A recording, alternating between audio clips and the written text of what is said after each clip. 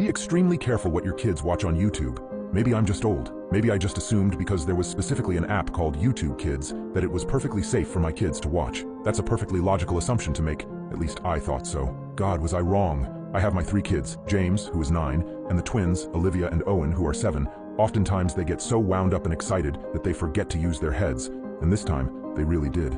Owen was the only one who really tried to talk to me about what he was watching on YouTube, but James would always shut him up. I have to admit, I was guilty of only half listening to what he was talking about. I didn't really care what guy played what game or the conundrums of an annoying British pig. It was somewhat of a relief when he stopped talking about it all. No more pig stories, no more gaming adventures. If anything, he seemed less interested in his tablet in general, more inclined to socialize when I was in the room rather than watch some odd video. Maybe I should have read more into that, but hindsight is 20/20, and at the moment, I didn't think much of it. I only caught a glimpse of the new show he was watching yesterday. I popped into his room to let him know it was time for dinner. Obviously, James was on his tablet, and he was completely absorbed in what he was watching. I was at just the right angle to see what was going on. It was another animated show, not surprising. The stars of this one appeared to be this fluffy white lamb and a black goat with a serious case of resting bitch face. The sheep was preparing a sandwich for lunch while singing in an ear-splitting voice about how it was good to feed others. James jumped out of his skin and turned off his tablet. "Dad, what are you doing in here?" James actually sounded embarrassed, like he was caught doing something he shouldn't have, which is not a look I was not unfamiliar with back in my youthful days. "It's time for dinner, kiddo.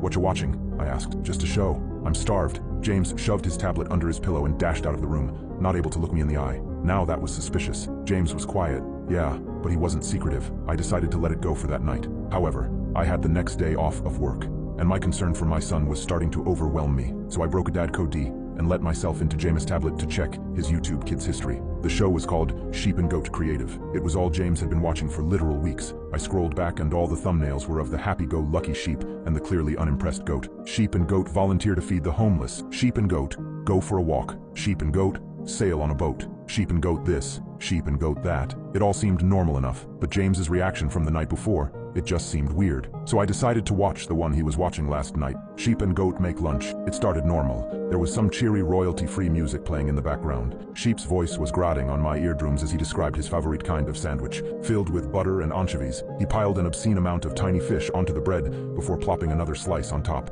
"Time to eat," he squawked, opening his mouth to take a bite. I found myself thinking, God, I hope that sheep shuts the hell up soon. It was then that the goat, who hadn't really done anything but stand there with no expression, grabbed the sandwich and crammed the entire disgusting thing down Sheep's throat. Sheep's eyes bugged out his skull as he tried to shove Goat off of him, but the goat didn't budge, forcing Sheep's mouth shut so the sheep had to swallow an entire sandwich in one go. Normally in cartoons, this is where we'd see a sandwich-shaped lump go down Sheep's throat. That didn't happen. As he would in real life, Sheep choked. He gasped and gagged, clearly trying to